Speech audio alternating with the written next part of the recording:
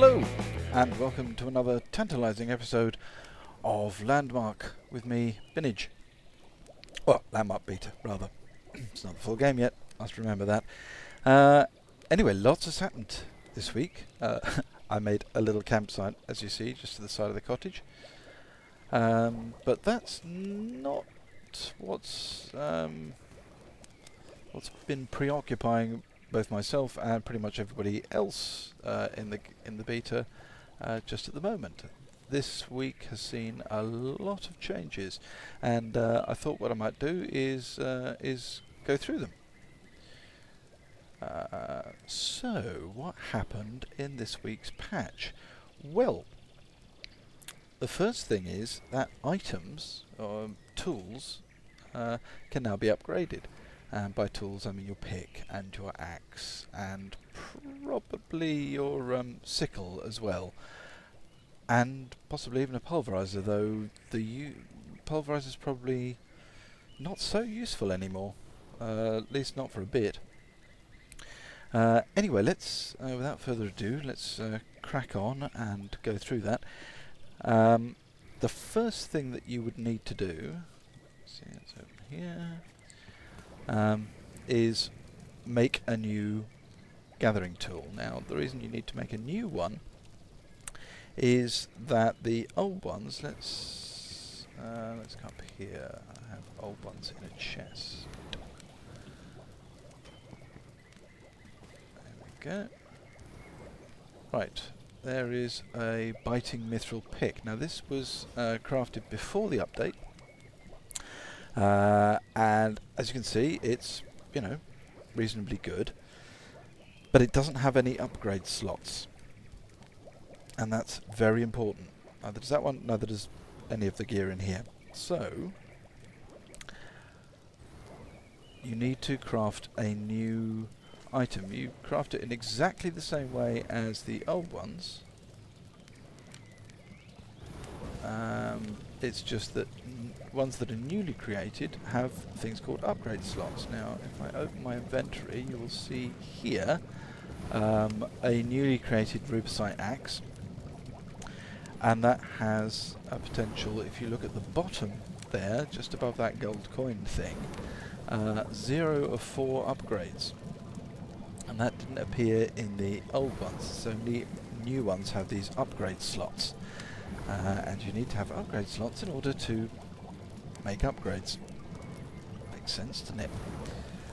So your first step when creating an upgrade will be to go to your sifter, and it's got to be a tradesman's sifter. Now the lower level sifter doesn't work for this.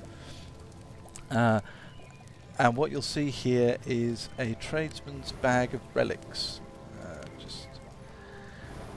Pretty much the first thing that appears, and that uses dirt. It can also use here sand, but I use dirt because dirt is significantly more plentiful than sand at the moment.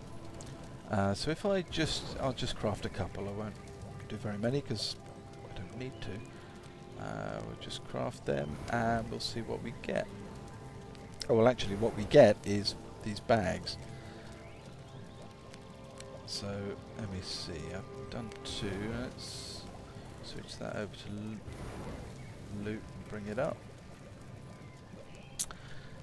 And if we open here, right, tradesman's bag of relics. So we right click on them. What do we get? I got 3 broken talismans. Broken talismans not hugely useful, but what you do with them, quite an involved process. But I mean, seriously, if I can figure it out, anybody can. So you take your broken relics and you go to your alchemy table, and here you see restored relics at the bottom here, and we've got stored talisman, and that moderately increases stats. And then you've got idols, and that significantly increases stats. And then you've got the big stuff. You've got destructive runestones, and that dramatically these dramatically increase particular stats. All of these things take up upgrade slots, of which my axe has 4. So I need to be sort of fairly careful and pick, really the best. And as far as I'm aware, these runestones here are the best. So we've got destructive, that increases the damage, harvesting damage of a tool. Swift increases the harvesting speed, and fast increases the area of the tool that you're using. Now, since I'm going to be upgrading an axe, the area is irrelevant. There's absolutely no point. In fact, you can't put vast rune stones into an axe. You can only put them into picks and pulverizers. Now we've got the next thing. We've got power sources. Now, what this does, used to be, sorry, it used to be that every tool that you made had a potential to be either green or blue, which green is superior, blue is exceptional, and then you've got orange, which is legendary. This has changed. Now, whenever you create something, it's automatically superior, so it's automatically green. There are different permutations of the stats that are available for green items, but they are all going to be of the same sort of general level. Now, the way in which you increase the quality of the item, so from superior to exceptional, is you pop in one of these power sources, and pop one of these in, and it turns into exceptional. And then if you pop one of these in, which I can make, but I'm not going to at the moment, then you can turn an exceptional item, so something that's already been upgraded with a restored power source, you can add an artifact to that, and it makes it a legendary item, makes it much, much better. However, when you're upgrading a tool to legendary, it takes an awful lot of materials, most notably an awful lot of diamond. And although it's not impossible by any means to find them, and people have been saying, "Oh, I've finally managed to craft a legendary whatever," and it's been what, 2 days since the patch, so really not that hard.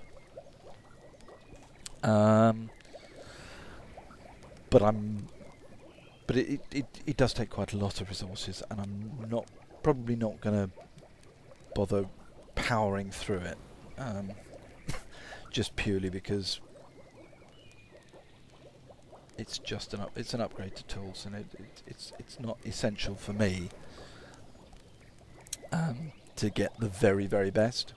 I'll just allow I'll allow it to happen, is what I'm saying. Other people want to get there straight away, and that's absolutely fine, and they will put the time in to grind the gathering to do it, and that's more power to them. I find that chances are I would get burned out and fed up with constantly mining. I mean, constantly mining, it'd take a few hours to get the materials that I needed, but I've got different things that I want to do. I want to look at other people's builds, so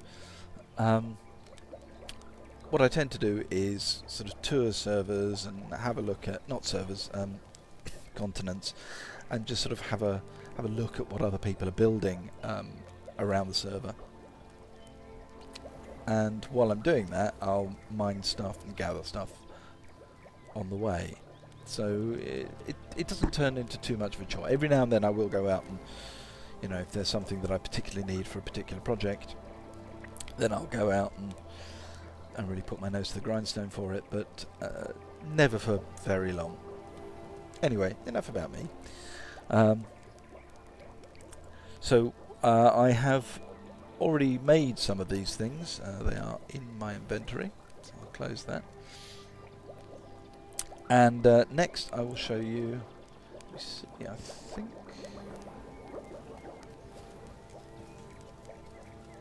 there's something that needs to be done. Hang on a minute. I've forgotten a stage. If I nip round here, I have a feeling I need to do something in here. Oh no, no, this is just further. Sorry.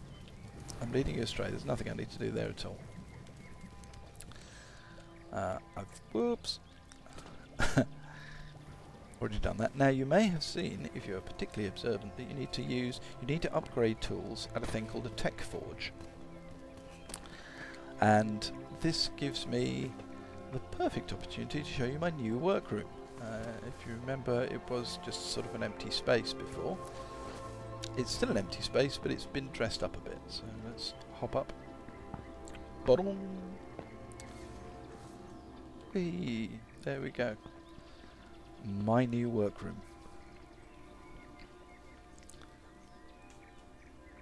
I wanted to go very much for a sci-fi type feel. I have no idea why, possibly as a reaction against the rusticity of the outside. Rusticity is a word, really. And here is the tech forge, albeit a tech forge that's been increased in size and rotated onto its side and pushed into a wall.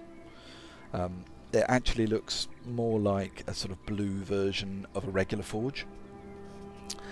But yeah, I thought I'd... Well, somebody suggested to me that I might want to do something a bit other than have it just sat in a corner looking like a forge. So this is what I've done, and it looks pretty cool. It fits the theme, I think. And it would have looked odd up in the cottage. So anyway, we open this, and it's basically it's just a stone forge with extra stuff. So what you can do is, if you have a place with your workstations that isn't integral to the flavour of your build. So for example, if I had all of my workstations down here, I could just have swapped out my regular stone forge for this one. And you'll notice that there is a section up here called upgrade item. And if you click on that, you get this interface. And I will now show you, I hope I've got all my ducks in a row, so to speak. So let's move the rubicite axe to there. There we go. Now suddenly we see we've got loads of different boxes. Now first thing that I want to do is I want to take my restored power source and put it in this first slot up here. Now you'll notice it still has 4 upgrade slots available. The item quality things do not take up a slot. That's, well, I mean, that's pretty cool. Now we have our runestones that we want to fit, and for the axe I'm doing swift and destructive, 2 of each. So let's pick them up, and you'll see over on the left you see the axe as it is currently. Having upgraded it to exceptional quality, you see that harvesting damage has gone up to 90 from 73, and harvesting speed has gone up to 102 from 84. Quite what those numbers actually mean, I do not know. I'm sorry. So anyway, harvesting speed, let's upgrade that one time, and it goes up 8 to 110. And we upgrade it again, and it goes up to 117. So I think there's diminishing returns. Now we put in the destructive, and originally it was 73, and now it goes up to 96, so it's up 6 on the exceptional upgrade, and then again we go up to 103. So there we go, this is the finished item, and down here you see what the required components are. So we've got rubicite ingot, and we need 49 of those, and elemental rubicite, which comes as an uncommon drop from mining rubicite, and you need 49 of those. And then we need diamonds, the big one, and we need 3,280 of those. and ancient heartwood, which is a refined sort of wood. We need 73, we have 99. So we now upgrade the item, Katum, and there we go. Now, if in the future I decide to upgrade this to a legendary, I can. I won't, because it's only a harvesting tier 5, and as far as I'm aware there are 6 tiers of harvesting. So while I might upgrade my pick, I won't be upgrading my axe until the new materials are released. So there we go, Riverside axe. That's that. I might show you it in action in a bit. Not that it will mean anything to you. So there we go. I think that's pretty much covered that part of the upgrade. Quick word on the workroom here. You'll see there's sort of a tiled pattern going around, and that is made from a thing called macro-voxels? I think it's macro-voxels. And they are done by placing a voxel block and then placing micro-voxels in different configurations around that voxel block. So using that you can get tiles like you see on the floor and walls, and you can also get blocks as you see here on the first 2 steps, and you can also get more interesting shapes as you see on the rest of the stairs.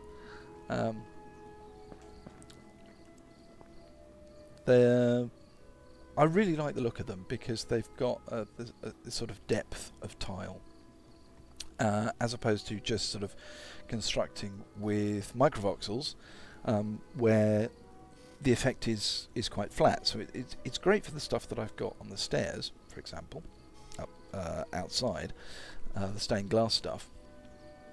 But for this room, it gives a nice sense of depth. Now what I've got underneath this floor is a layer of white lumicite, and then on the walls you see the bright stripes are white lumicite, and behind these tiles, and this is just regular, I think, oh I can't remember what it's called, stuff the cottage is made out of, stuccoed wall, there we go. And that behind that is polished obsidian. These tiles on the floor, polished obsidian. The stairs are polished obsidian, and the ceiling is polished obsidian with a layer of blue lumicite above it. So yeah, and it's got, I've put light orbs in on 2 of the walls. I've toyed with the idea of putting light orbs on all 4, but I think frankly that would be overkill. Right, so next up is you can find out how to make macro-voxels and play with them other places on YouTube, but if you want me to do a tutorial, just ask in the comments. I will be happy to do so, even though I will blunder through it and probably make loads of mistakes, but hey, that's how I go through most games. Right, next on the list of things what happened this patch is a change to the marketplace. So far so normal. It's no longer called the marketplace for a start, nor is it called the trading post. It is now called Showcase, and there's a reason for that. But before I go in, let's just do the pay stuff. Here is a large pocket which goes onto your inventory, and I think it extends your vault as well. I'm not sure if they do both at the same time, or if you need to put 1 pocket in your vault and 1 pocket on you, and they basically increase the carrying capacity for yourself or your vault. Again, not sure quite how they work. At the moment I don't really have any issues with inventory space, so I'm going to hold off buying one. At some point I believe they will be craftable anyway, so that'll be nice. But anyway, the new bit about the showcase, and probably the reason it's called the showcase, is this thing called gallery. Now hopefully it will, there we go. Now what this does is it shows you everybody's builds, and I mean everybody who's built a thing and tagged it, as you see up here. If this circle was red, it would mean that I hadn't tagged it. Since it's blue, it means it's tagged, so it should appear here. Now if I type in my name, Saku, there we go. We appear here. Well, we appear at the top. Let's do this one since it's popped up. And we open it. Now hopefully, well, we will eventually see an image of a screenshot that I've taken of the build. And as you can see, you can remotely like it, which is very nice. You can follow it. I'm not sure quite what that does, and I may play with that during the week. At the moment it's kind of slow to load everything, so as you see, that's probably a combination of my PC and my internet connection, both of which are, you know, pretty much okay, but they're not top of the range, so things take time in this game. Anyway, eventually what you will be able to do is you'll be able to use the same interface to actually teleport to a build that you see, which is great. It's going to be very interesting. Just sort of browsing through the showcase. Now if we look on the bottom, we'll see the keywords that have been used, which in this case is Saku, which is me, or my character anyway, Arch, and there we go, there's the image, that's good. Arch, because, you know, there are arches in it. Pergola, because I believe that's the correct name for the walkway with the wooden slats and the foliage. And stair, because of that. I could possibly put stained glass or ironwork as well, but I haven't. So yeah, that's it. Gives the location, everything you need to know about it. It's a really exciting development. Obviously I've got 2 likes on that and 1 like on the cottage. The first one we saw on the previous screen before I searched for my name had something like 128 likes. So yeah, if you're looking at it by likes here, then yeah, you won't see me. Okay, so I think that pretty much covers the showcase and the gallery, which is great. So let's close that, and the next thing on the list is a new template window. Now templates used to be accessed by going here, and templates would be at the bottom here underneath shapes. They are there no longer. Now they are down at the bottom. I hope I've got this right. And there we go. It's a whole new template interface, which is really very nice. I haven't upgraded anything to it, but what you need to do, as I understand it, is you need to, although all your existing templates are in here, what isn't isn't here is screenshots of it, and nor can I sort of retroactively place a screenshot. So what I would have to do is place a template, take a screenshot of it, which is, as I understand it, just inside the interface, and then sort of re-upload it. Eventually I'll get around to doing that, but at the moment I know what all of these things look like, and I'm not selling them, so it's not a priority. Here it shows you what the thing is primarily made of, which is very handy, and how many voxels of material it takes to build it, which is really useful. Also tells you how many props are used. So my comfy chair, for example, takes 4 props. Date it was acquired. No, acquired, not made. So I can acquire somebody else's, and eventually I'll be able to buy other people's templates if I wish to. What is nice is that it's got the creator here.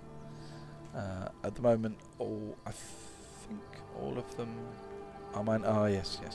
All of them are mine, obviously, because the only way of exchanging templates at the moment is to drop one down and have the other person copy and paste it. So, although a friend gave me this bearskin rug, it looks as though I made it, even though I didn't. When the marketplace, or whatever they call it, comes online for templates, you will be able to buy somebody else's template, and then when you've done that, their name will appear as creator rather than your own, which is nice, and will be good going forward. Showcase, that's for when you'll be able to purchase them, but that, as I say, is down the road. So I think that's that dealt with. Claim upkeep has been increased. I don't really need to open anything with that. It was 5 days. You could pay rent on your claims for up to 5 days, and now you can pay rent for 8 days, which is brilliant. It's really useful. The mail window has changed. Now, I'm sure there's a way to remotely access it, but I don't know how. I'm that much of a noob, so let's go out. And I don't know if I had done this last week. I've added more light into these flower boxes so that they stand out a bit more at night. If we just run up to the mailbox, nothing much has changed that I've noticed on the regular interface. So let's open it. See, we've got just sort of regular stuff, but it's when you go to compose that things suddenly change. Not hugely, but we've got send money or COD, and then a box with an amount, and that is preparing for when in-game money is introduced, and at which point you will be able to send in-game money, or you'll be able to send an item, COD, cash on delivery, which means that you will send an item, set the price for sending the item, and the person at the other end will choose to either pay that amount or not. And if they do pay the amount, they receive the mail. If they don't receive the mail. It's fairly standard fare, but it's new for this game, so let's cancel out of that. I don't think that...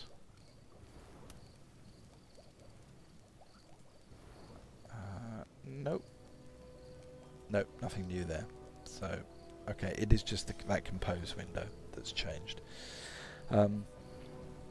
Pockets I've been through, which leads me on to the final thing, which is tree harvesting, and this is superb. So let's go find a tree, shall we?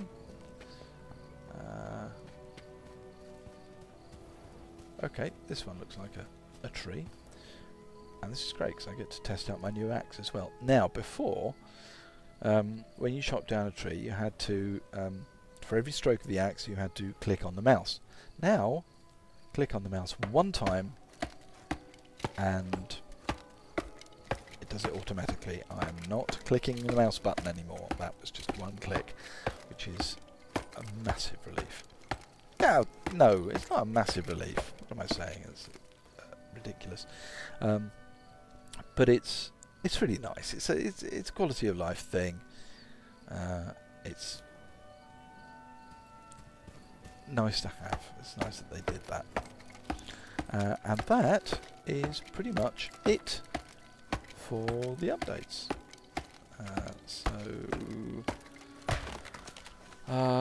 Anything else new? There's one other thing that's newish, and incidentally, woohoo, that axe is nice. Just sort of zip past the... oh, actually, yes, a couple of things which have made me sort of a sad panda. You'll notice that these two ceiling grates are no longer belching smoke. This is, you know, sort of good, but also sort of bad, because I've made ceiling grates for the workstations to belch smoke, and they now only belch smoke when they're in operation, which is a shame. So I do particularly like this at night. Looks lovely. You can actually go inside the... How odd. I suddenly can't go inside my own tent. I was able to yesterday. How odd. Oh well. And not that there's anything to do in there. There's a light, there's a couple of cushions. That's it. Oh. Iambics is somewhere. Somewhere close by. Right, the other thing I've changed around here, sort of significance, is I added some more lighting to the grotto downstairs, because it was looking frankly dull at night. It was looking great during the day, but at night it was dull. So here it is. Bang! It looks like a... I don't know what it looks like, but it's a lot brighter, a lot more colourful. This is done with lumicite orbs. And I don't know, I'm still in two minds about it. It might be a bit too much. Perhaps you'll let me know in the comments what you think of it. Yeah, possibly I've overdone it, I'm not sure. Let me know, let me know. But on that note, I think we're done. So until next time, take care. If you liked the episode, do please leave a like. If you didn't, leave a dislike. And you know, if you could, let me know why you didn't like it, so that I can improve it for the future. If you have any questions, comments, just use the comment section. Feel free to write to me. I will try to respond. So until next time, with more, probably more updates to the game, more patch notes. I'll see you next time. Toodaloo.